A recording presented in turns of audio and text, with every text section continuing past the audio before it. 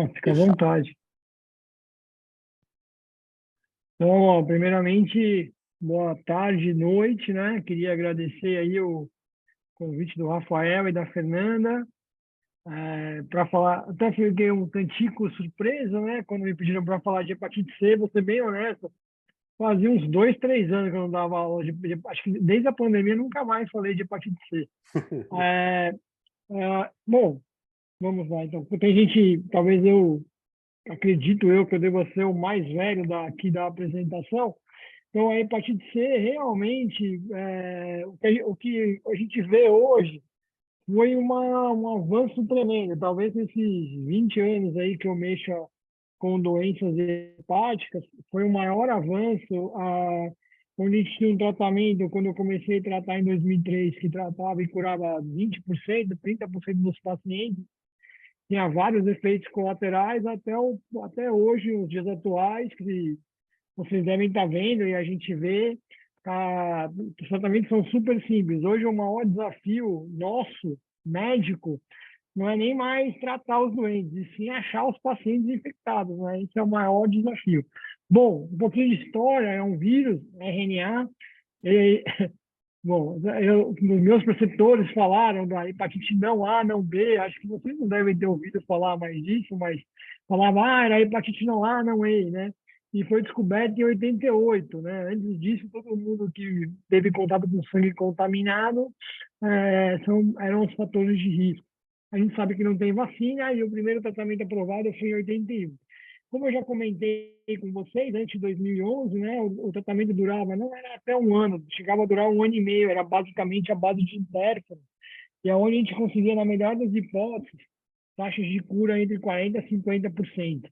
E agora com os tratamentos mais curtos, com menos efeitos adversos, e o tratamento pangenotípico, hoje em dia é muito simples tratar os pacientes com hepatite e muito tranquilo, né? Antigamente a gente ficava discutindo se tratava antes do transplante, depois do transplante. Hoje eu digo que você pode tratar esses pacientes em qualquer momento da jornada do paciente com vírus C, que a sua chance de curar vai ser muito grande, né? Dados falam no Brasil que há uma estimativa de 657 mil infectados, fala-se em 0,7% de prevalência, talvez seja um pouco menos. A gente chegou a falar no começo que era em torno de 1,5% a 2%, mas hoje a nossa taxa de prevalência deve ser em torno de 0,5%. Até 2017, 160 mil diagnosticados, né? 110 mil tratados, sendo 157 mil em 2015 e 2017. Aqui foi quando chegaram os novos DAAs aí, baseados no sulfosbuvir e os tratamentos níveis de interno. Nessa conta aqui, ainda faltariam, 2017, 502 mil para se diagnosticar. Talvez a gente não esteve muito longe, né? Porque a vida de nós todos parou aí de 2020 até 2022 por conta da pandemia, né? Tudo ficou mais difícil, tudo ficou parado. No Brasil, você acredita que entre 2000 e 2016 foram cerca de 50 mil óbitos relacionados à hepatite C? E quando você fala em óbito relacionado à hepatite viral, 75% desses óbitos são pelo vírus C. Né? Hoje, dados mais atuais, a gente acredita que tem cerca de 50 milhões de pessoas que vivem com hepatite C. A epidemia continua a crescer, né? A gente, por incrível que pareça, se fala ainda em 1,5 milhões de novas infecções mundialmente a cada ano, né? A gente pode discutir depois. Hoje, que os bancos de sangue são mais tipados, a transfusão, você pegar transfusão, hepatite C por transfusão, que é o grosso das pessoas que foram contaminadas no passado, hoje é muito pequeno. Hoje a gente tem a maior incidência aí de pessoas que usam drogas injetáveis, compartilham, homem que faz sexo com homem, e assim são os maiores fatores de risco, né? Você acredita que somente 21% das pessoas com hepatite C foram diagnosticadas? Então, como eu comentei com vocês lá no início, hoje a nossa maior dificuldade é descobrir aonde estão esses pacientes, né? Quem são esses pacientes infectados que não fazem a menor ideia que têm a doença, porque só 13% deles foram tratados. E de dado americano, né, o custo de dinheiro, né, dinheiro sempre um problema, foi um custo americano estimado em mais de US$ 200 mil, né? E cerca de, se esse paciente inclui um transplante de fígado, só o transplante de fígado vai custar US$ 139 mil, né? É muito importante a gente fazer o diagnóstico de forma mais precoce, com o intuito de a gente tratar os nossos pacientes de uma forma mais precoce da doente, que não vão evoluir para cirrose, câncer de fígado e precisar de transplante hepático. Não sei se a gente deveria, isso aqui é um slide antigo meu, que eu achei aqui nas minhas coisas. Existem alguns fatores de risco, as pessoas que têm mais fatores de risco são, de longe, pessoas que foram transfundidas antes de 1993, quando os bancos de sangue eles não eram tipados, né? Os pacientes que convivem com HIV, uso de drogas ilícitas, tatuagens de piercings, acho que hoje tatuagem, eu costumo brincar, que é tudo Nutella, né? Então, eu fui esses dias fazer uma testagem num presídio aqui em São Paulo, em São Vicente. Disse o presidiário lá que a tatuagem que ele tem é feita com seringa descartável, né? Então, não sei, tatuagem hoje nesses estúdios tal, talvez seja um fator de risco menor, mas no passado, onde se compartilhava máquina, não se trocava agulha, era um fator de risco, né? Pacientes que usaram seringas de vidro são fatores de risco. Hoje, homem que faz sexo com homem é uma incidência que vem aumentando cada vez mais, e pacientes que fazem hemodiálise e transmissão nosocomial, né? Existe sim uma resolução, né, que em 2017 82 países firmaram um acordo que se existia uma tratativa de eliminação do vírus da hepatite C mundialmente até 2030. Não sei se o Brasil chegaria nisso, mas agora com a pandemia certamente tem uma desculpa para isso não acontecer. E como eu falei para vocês, o que é mais complexo hoje, esse slide eu acho ele muito interessante, embora ele seja de 2015, ele mostra nos diversos continentes, vocês podem ver aqui o número de pessoas infectadas, né? Pessoas que se estimam que estão infectadas. Aqui nesse gráfico, os pacientes que são diagnosticados, né? Que foram diagnosticados. Então, existe um gap de 70% entre os infectados e os que acabam fazendo o diagnóstico, né? E desse número dos que fazem diagnóstico, existe um gap perto de 70% dos pacientes que são os pacientes que vão começar o tratamento. E olha, podem ver aqui, ó, que os pacientes que começam o tratamento, fatalmente eles vão curar. Então, hoje, como a gente, política de saúde, a nossa missão é identificar, fazer campanhas de testagem e conscientização para a gente conseguir achar os pacientes que são portadores, né? E esses pacientes, uma vez que eles tenham feito o diagnóstico, eles consigam entrar em tratamento, né? Eu não sei como é que é aí em Belém, mas não tem nada a fazer o diagnóstico e o paciente ficar rodando, rodando, rodando e não poder tratar. Então, nosso maior desafio hoje é diagnosticar e botar esses pacientes para iniciar o tratamento. Para vocês terem uma ideia, esse aqui é um estudo que foi apresentado no ISO, com cerca de 17 milhões de testes na Europa, eles acharam 5,7 de positivo, né? E eles foram detectando os pacientes que viviam com HCV, detectado HCV, confirmado o RNA, avaliaram o estágio da hepatopatia e o tratamento. Vocês podem ver que vai ter um decréscimo muito grande nisso, né? E nos pacientes que vão com o generalista, 1,20% só chega no tratamento, para o especialista ainda menos. Por quê? Porque existe muito menos médico especialista. O ideal, não sei se a gente está próximo disso no Brasil, é que o generalista pudesse fazer o tratamento desses pacientes. A gente vai chegar na bendita eliminação em 2003, né? Com as coisas que eu já falei, os remédios são bons, a gente vai educar, talvez devesse educar melhor aqui os pacientes que são de risco, né? E testar, e testar, e testar cada vez mais os pacientes. Uma coisa muito interessante, né, que o HCV, é engraçado falar isso, parece meio burro hoje, né, em 2023, mas ele é curável, né? Quando hoje, ainda recebo alguns pacientes, hoje em dia menos, né?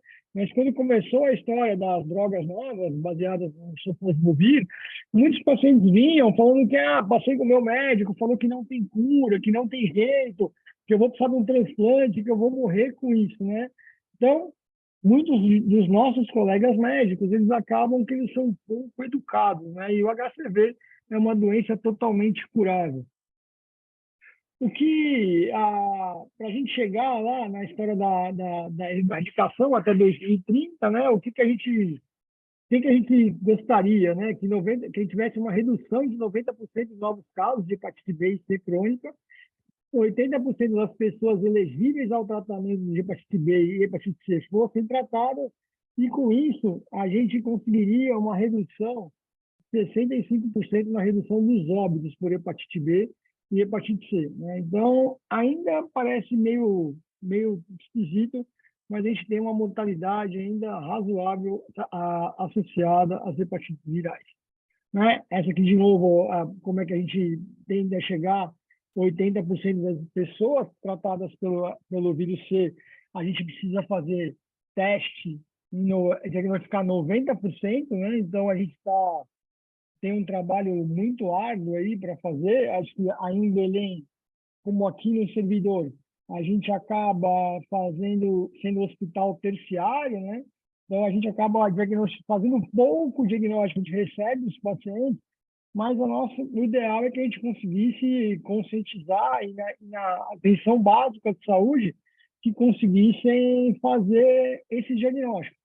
Não sei se é querer muito que a rede básica de saúde consiga tratar os pacientes, para que no hospital terciário cheguem só os doentes com maior complexidade, mais graves, né? Esses são os países que já atingiram ou vão atingir o compromisso com a Organização Mundial de Saúde, entre eles Espanha, Noruega, Austrália, Coreia do Sul não deve chegar, não temos dados do Brasil, e os Estados Unidos se acredita que vai chegar a erradicação do vírus C só depois de 2050.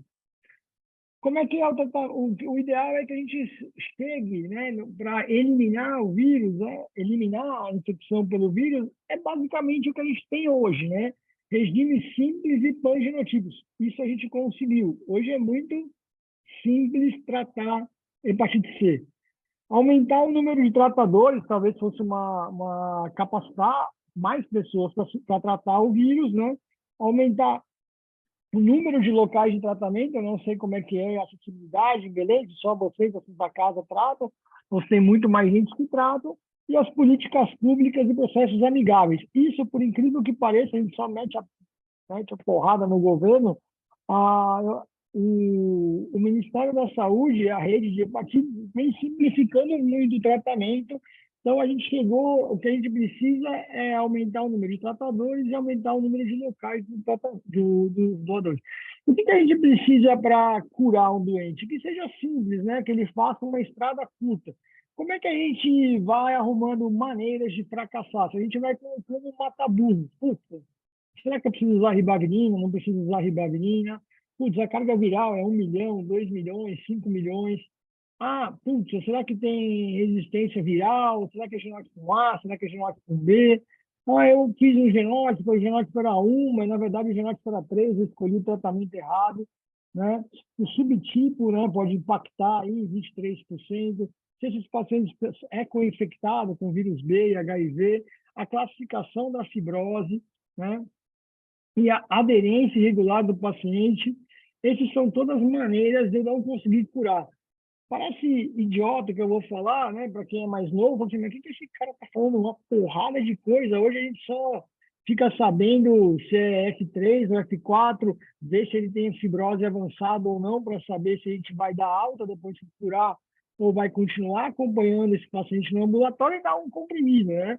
Mas a gente que vive, eu que trato paciente com vírus C desde 2002, né? Eu vivi tudo isso daqui, tudo isso daqui. Tinha aula para falar de carga viral, tinha aula para falar de genótipo, tinha aula para qualquer coisa disso daqui, tinha aula. Então, por isso que era mais difícil, esses pacientes tinham taxas de cura menor. Hoje a gente vai fazer um exame de anti-HCV, vai ver se o paciente é virêmico, Se ele for virêmico, a gente vai classificar a fibrose, como eu vou falar ali para vocês mais à frente, simplesmente para saber se eu vou manter esse paciente em acompanhamento ou não, vou tratar por 12 semanas e posso simplesmente curá-lo. Posso tratar esses pacientes tranquilamente por telemedicina, né? Tranquilamente, sem grandes problemas, né?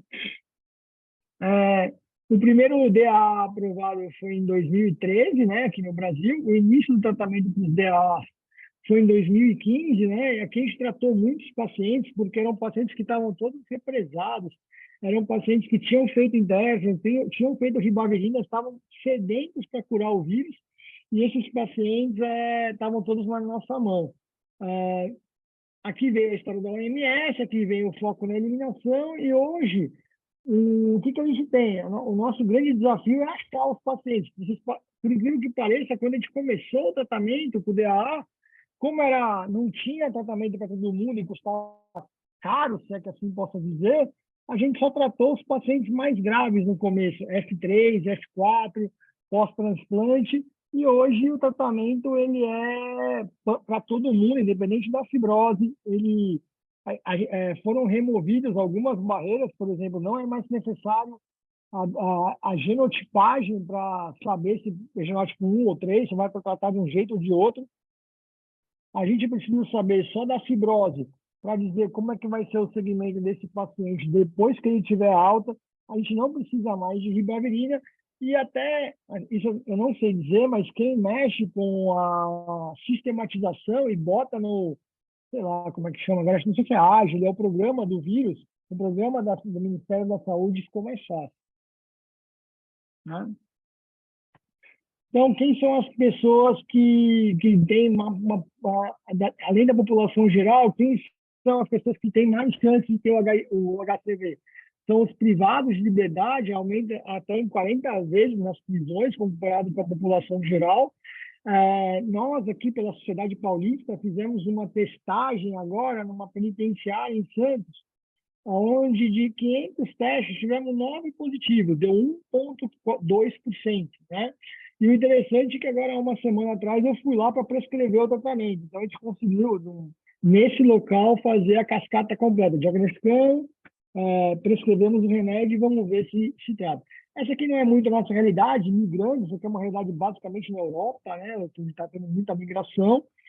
Usuários de drogas injetáveis na Europa, Estados Unidos também tem. Hoje se fala que pessoas em situação de rua têm uma taxa de transmissão maior. O Eduardo Emerim tem uma campanha lá de Porto Alegre, tem um projeto bonito de testagem aqui em pessoas em situação de rua, que além do desafio de testar essas pessoas, o outro grande desafio é que elas possam fazer o tratamento, né? E os baby boomers são aquelas pessoas que nasceram, que nasceram por volta dos anos 70, que tem mais de 50 anos, que foram transfundidos nessa época, né? Aqui, quando se fala que o serviço de saúde pode ser complexo para esses grupos, eu diria que isso fica aqui nos privados de liberdade, nos usuários de droga injetável e moradores de rua, né? O ideal é que, se possível, a gente vá atrás dessas populações, mas a gente sabe que nem sempre isso é fácil. Em relação só para vocês terem uma ideia, né, das pessoas que têm uso de drogas injetáveis, ela tem uma probabilidade de infectar 20 outras pessoas nos primeiros 3 anos de infecção inicial. Não sei, aqui no Brasil, droga injetável não é o grande problema, a gente tem pouca heroína, né? Isso aqui é mais comum na realidade europeia, né? Mas, assim, é um dado importante. Então, o histórico natural da infecção pelo HCV, vocês devem saber quais são, né? A gente tem infecção aguda nos primeiros 6 meses pós-exposição, vai ter um clearance aí, 15 a 25%, né? São aqueles pacientes que vão seroclariar o vírus, né? E antigamente a gente se discutia se tratava ou não o vírus, a hepatite C aguda. Hoje não tem necessidade de você tratar a infecção aguda, porque se ele cronificar, você tem uma chance muito grande de tratar e esse paciente ser curado. 75% a 80% vão evoluir para a infecção crônica, onde a gente tem algumas manifestações extra-hepáticas, os pacientes têm mais fadiga, depressão. Se discute muito se o vírus da hepatite C é um vírus que tem a ação pró-inflamatória, como HIV, se discute se aumenta a caso de AVC, de infarto, por exemplo, né?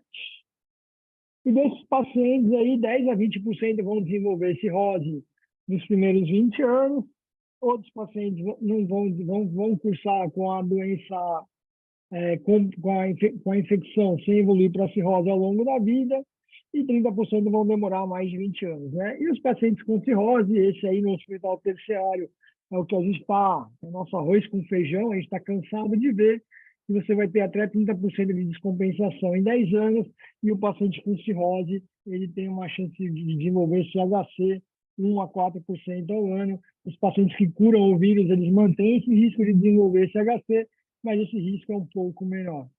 Uma das coisas importantes é a gente tentar documentar a fibrose, né? Hoje em dia, é um negócio que é quase crime é fazer biópsia hepática, a gente faz tão pouca biópsia hepática, né? Infelizmente, os residentes lá no servidor, eles praticamente não fazem mais biópsia, a gente só faz métodos de imagem não invasivos.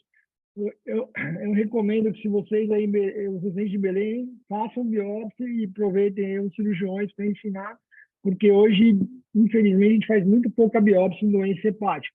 É importante a gente saber estadiar, porque se esse paciente for F3 ou F4, é um paciente do maior risco de desenvolver CHC no futuro. Quando eu tratar o vírus e curar, eu não vou dar alta, eu vou seguir num programa de screening com ultrassom e alfa-feta a cada 6 meses. A gente pode usar os métodos de imagem, né, que são os métodos não invasivos, a elastografia transitória ou a elastografia ultrassônica, né, que de acordo com os tipos de aparelho, eles vão dar um fator de... Eles vão ter um fator de corte, mas isso aí é só para a gente poder estadiar os nossos pacientes. E um jeito mais simples é a gente usar os métodos bioquímicos, né? Como o APRI e o FIB4, que tem nos diversos aplicativos. Aí tem até um aplicativo da SBH, né? E você vai poder classificar o seu paciente com fibrose mais avançada ou não, usando o APRI ou o FIB4.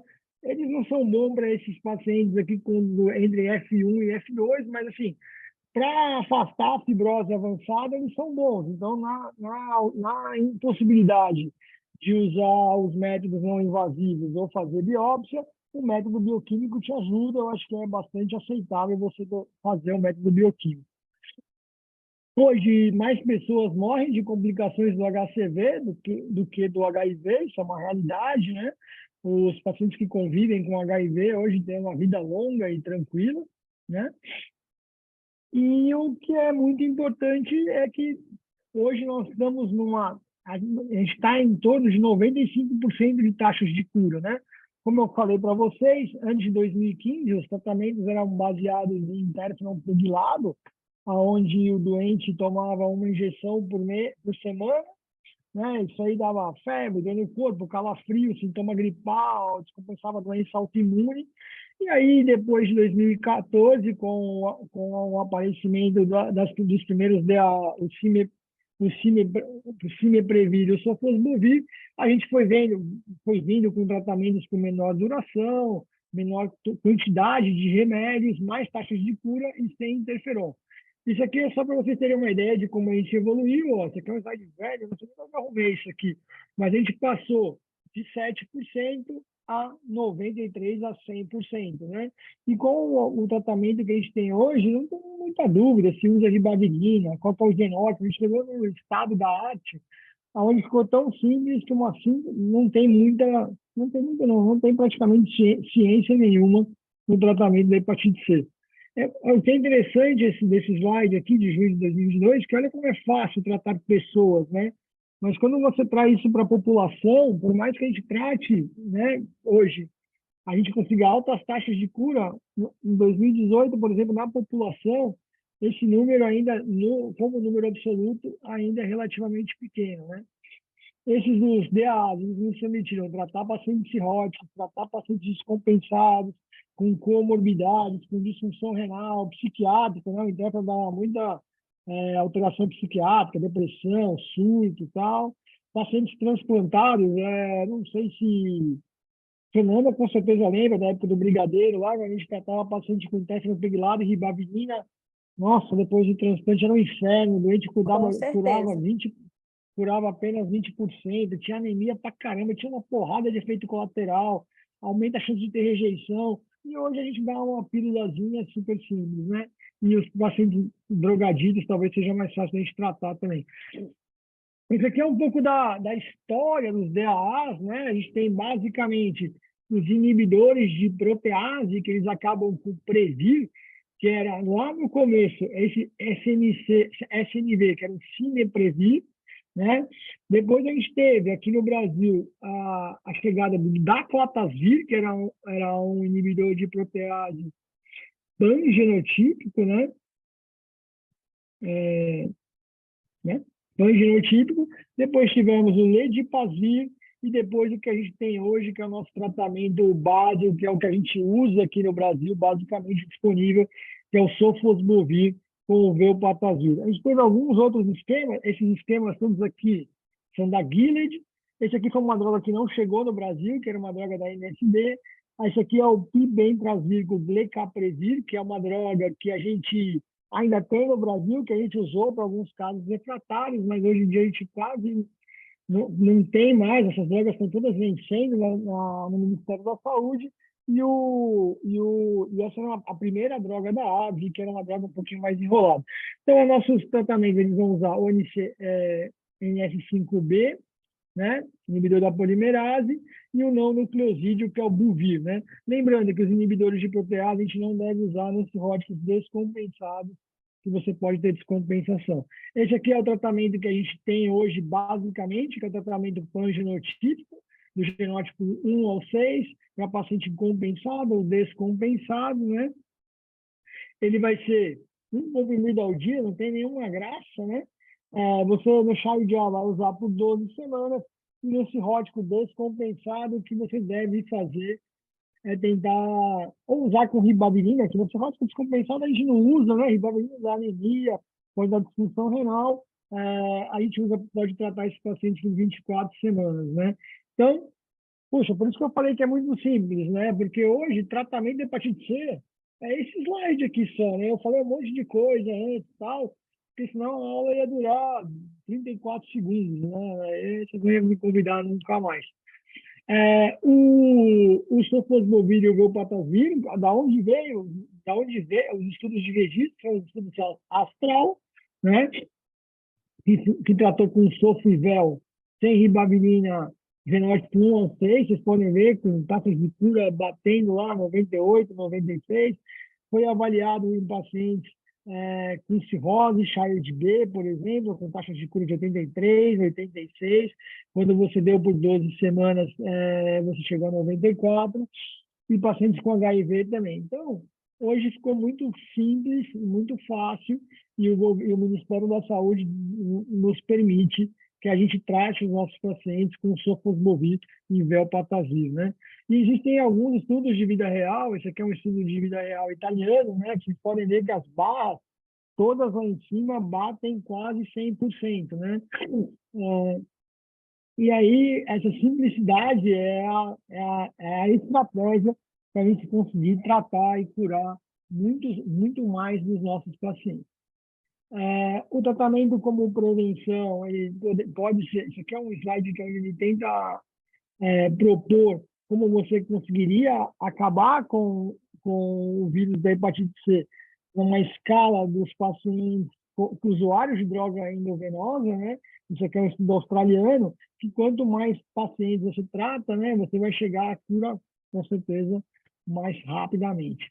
Né? Por que é importante a gente tratar os pacientes com hepatite C? Porque além deles não evoluírem para cirrose, a resposta virológica sustentada, que é a cura, vai diminuir a mortalidade nesses pacientes. O interessante é que é por qualquer causa, né? Você pode ver que os pacientes que têm uma redução de 79% na mortalidade por qualquer causa nos pacientes que curaram o vírus da hepatite C, e você vai ter uma redução de 84% na incidência de CHC. Então, uma vez curada a hepatite C, uma vez diagnosticada, a gente deve tratar, e quando a gente trata e cura, a gente tem vários benefícios. Se alguém for perguntar qual seria uma contraindicação para tratar, o guideline do ISO traz que uma contraindicação, a única contraindicação de tratar o paciente com hepatite C é que é uma estimativa de vida menor do que 6 meses, né? Na Espanha, o que acontece, vocês podem ver também aqui, isso é meio fácil de entender, né? Que eles foram vendo ao longo dos anos uma queda na morte dos pacientes pelo vírus C e as internações nos serviços que mexem com doenças hepáticas, elas foram mudando. É o que a gente está vendo, né? Todo mundo está vendo isso. A gente tem muito mais hoje paciente com NASH do que com paciente com vírus C, né? A gente faz muito mais diagnóstico. Os nossos pacientes têm muito mais descompensação e cirrose por NASH do que por vírus C, né? E a outra coisa que você está tendo de impacto, né, que você teve, é uma redução dos números dos pacientes com cirrose descompensada, né, e você vai ter uma diminuição nas listas de transplante. É o que a gente vê e o que a gente espera que aconteça no futuro. Não sei se alguém tem alguma dúvida, não sei, eu falei bastante de prevenção, que eu acho que é uma coisa importante. Em relação ao tratamento, realmente, hoje o tratamento é muito simples, não tem muita ciência, não tem ciência nenhuma.